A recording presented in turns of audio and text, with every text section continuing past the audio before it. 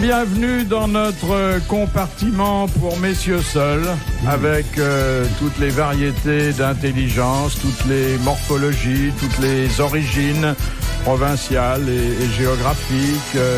Le dernier venu, le Benjamin d'état civil et d'élection, il vient du journalisme. Et comme tous ceux qui sont entrés dans cette belle profession, il ne sait pas encore où ça le conduira, mais ça l'a déjà conduit chez nous. C'est Stéphane Bern.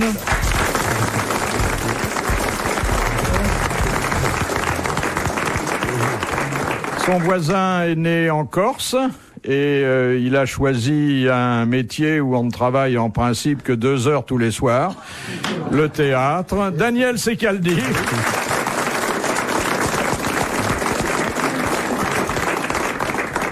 C'est vrai ça. Et puis celui-là, il vient de sa Normandie, où il est allé trouver refuge pour écrire ses livres. Vous lirez bientôt les mémoires de la baronne de la Tronchambier.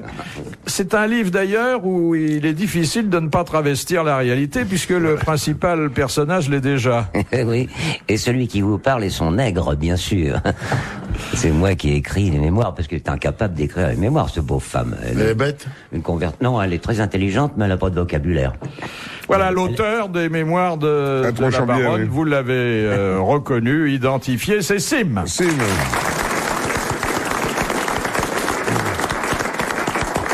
Et puis il vient mon petit dernier, enfin mon gros dernier, car c'est vraiment le plus beau bébé de mon berceau. Nous l'avons adopté, nous en sommes très fiers, c'est Carlos.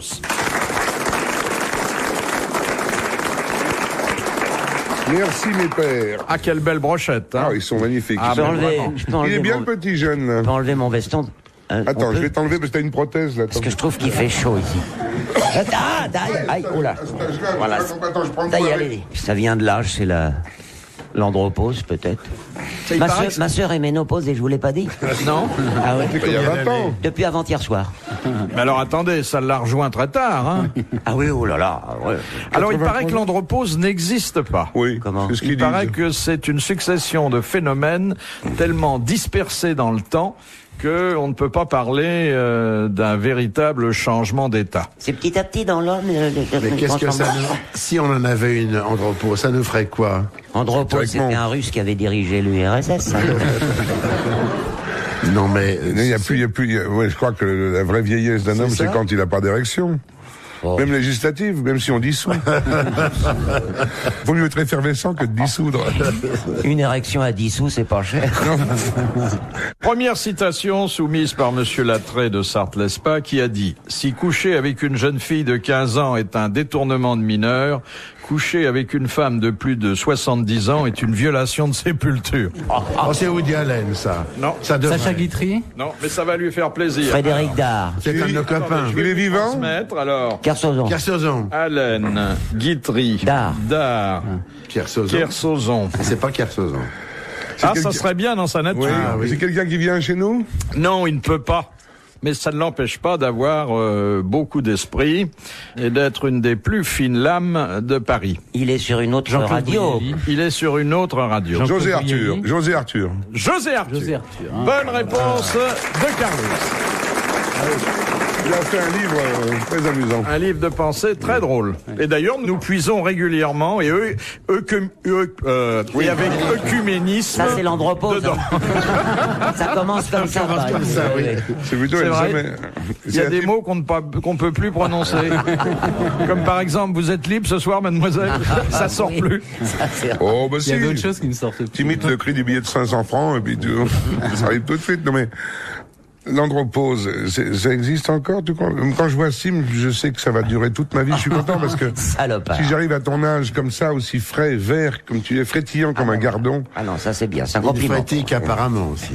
Deuxième citation de Madame Laporte, qui a dit « Un bon politicien est celui qui est capable de prédire l'avenir et qui, par la suite, est également capable d'expliquer pourquoi les choses ne se sont pas passées comme il l'avait prédit. » Chirac.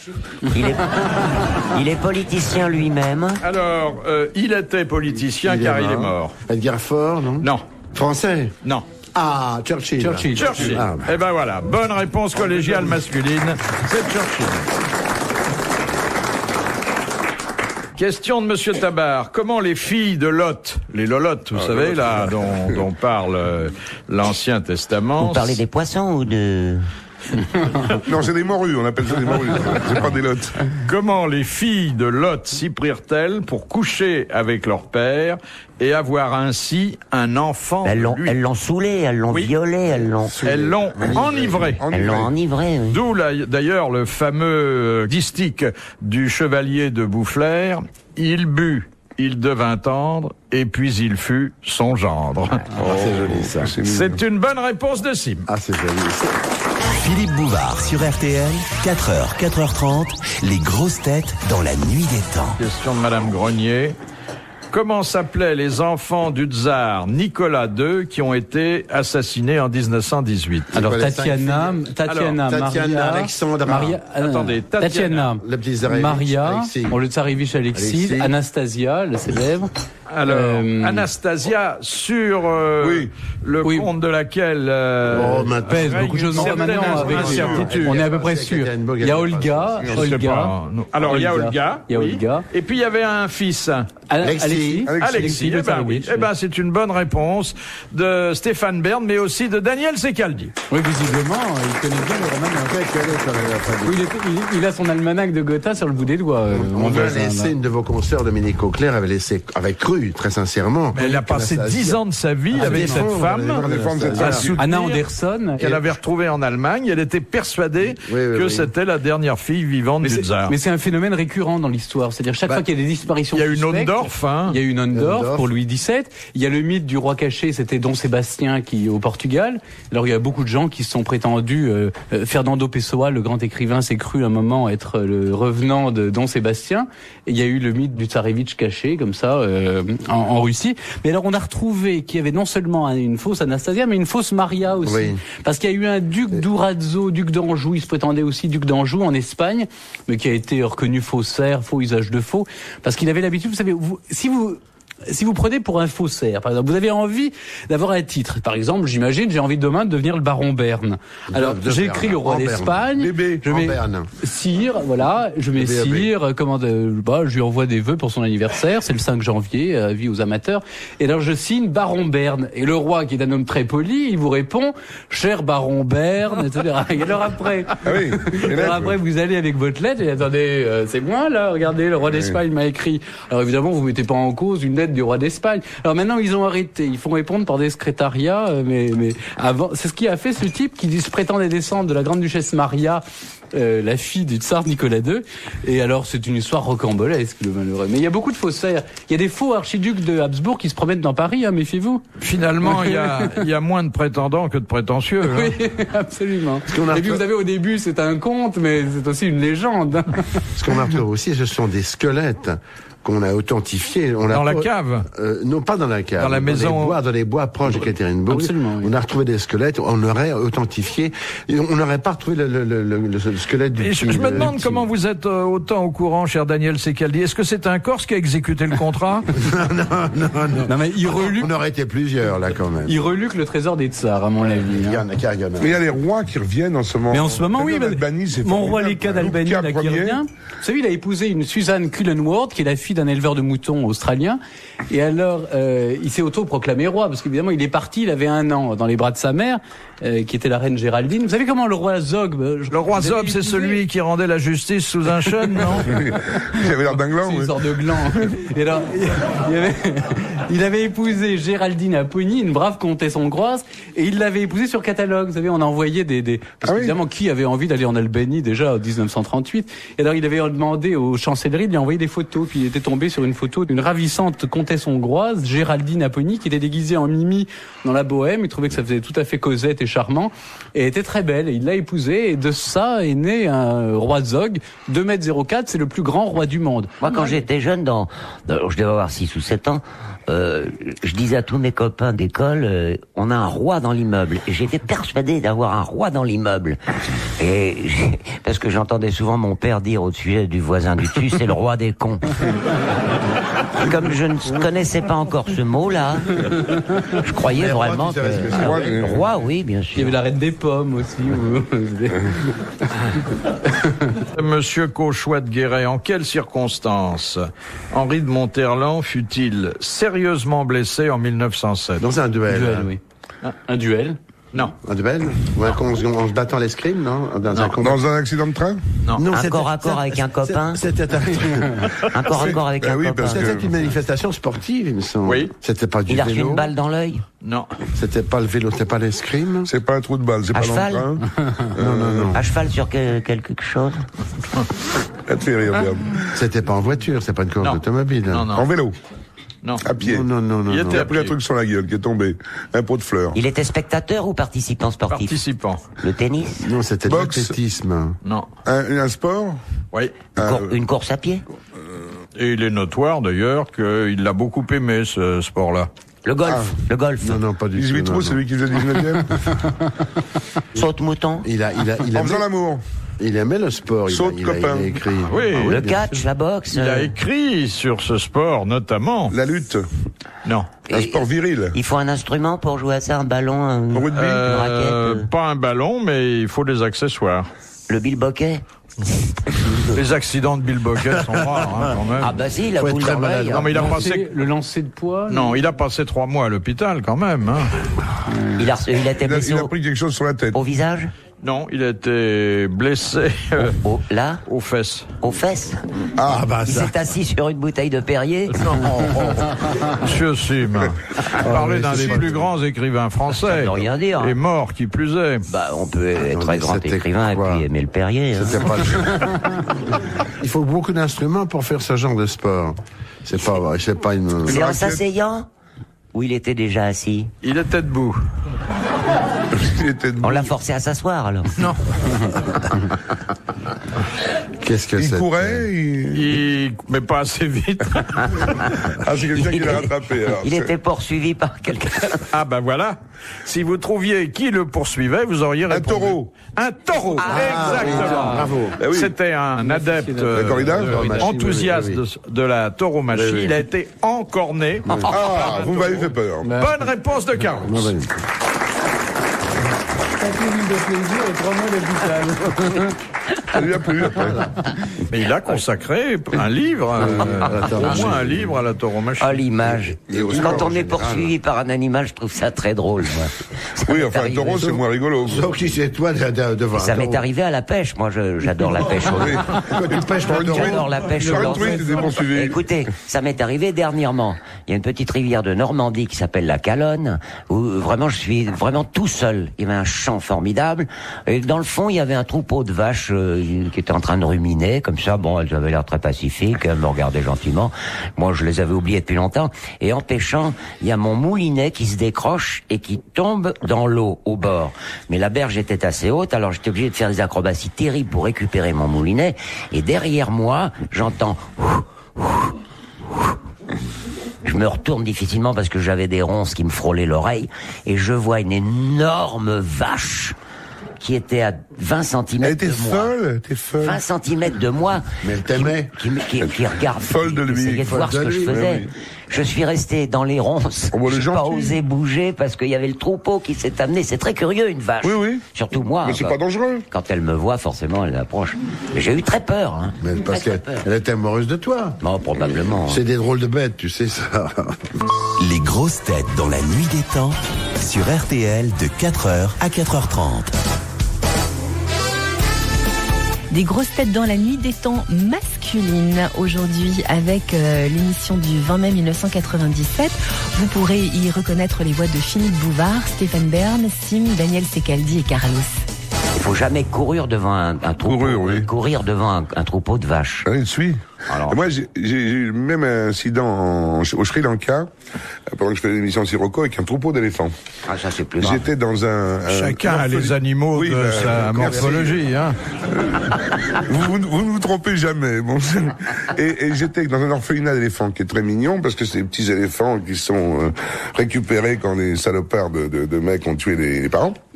Et ils sont élevés comme ça. J'ai fait des gros biberons incroyables avec du lait en poudre énorme, une énorme tétine à ces petits éléphants. Puis je me suis mis bien avec le troupeau. Puis il y avait quand même une dizaine de grands qui faisaient quelques tonnes.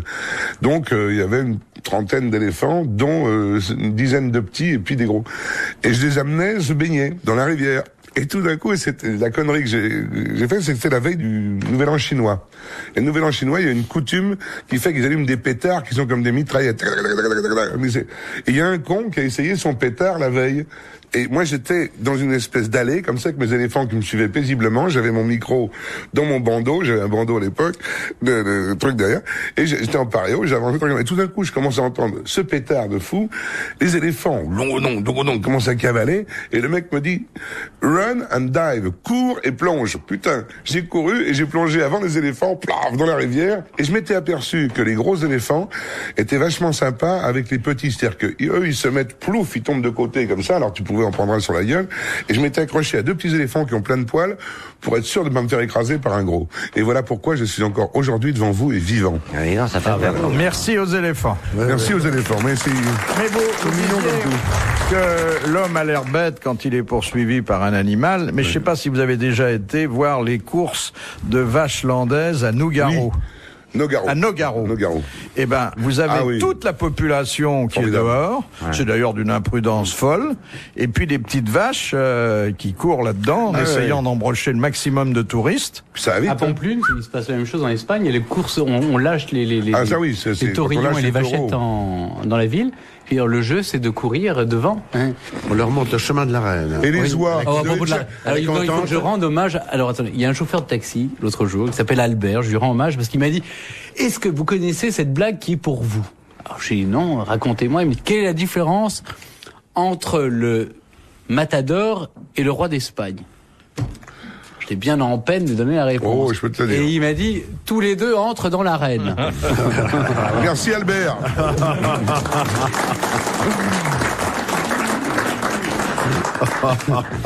Question de Monsieur Borel de Murol. Pour quelle raison le richissime américain Wallace a-t-il offert à la ville de Paris les 50 fontaines qui portèrent son nom? C'était pour remercier la ville de Paris. Allez-y. Non, ça c'était non, je sais qu'il a voulu remercier les enfants, mais je sais pas de quoi il voulait remercier. C'est parce que quand il est venu en France, il avait soif, il n'avait pas trouvé de flotte et il s'est dit, ça manque. Alors ça c'est beaucoup plus ce que vient de dire Sim. Il y a un manque. Mais en fait... Vous voulez que ce soit gratuit? Voilà. Parce qu'il était dans les bistrots. Il allait dans des bars, dans des cafés, dans des restaurants qui refusaient de lui servir gratuitement un verre d'eau. Alors que c'est normal. Et il a voulu que les Parisiens soient mieux lotis que lui. Bonne réponse de Sim et de Carlos. Bravo. Je ne sais pas si ça marche toujours. Non, il y en a certaines qui marchent encore, mais il y avait des gobelets qui étaient accrochés. Ah oui, avec une chanette. Ils les ont supprimés pour des raisons d'hygiène.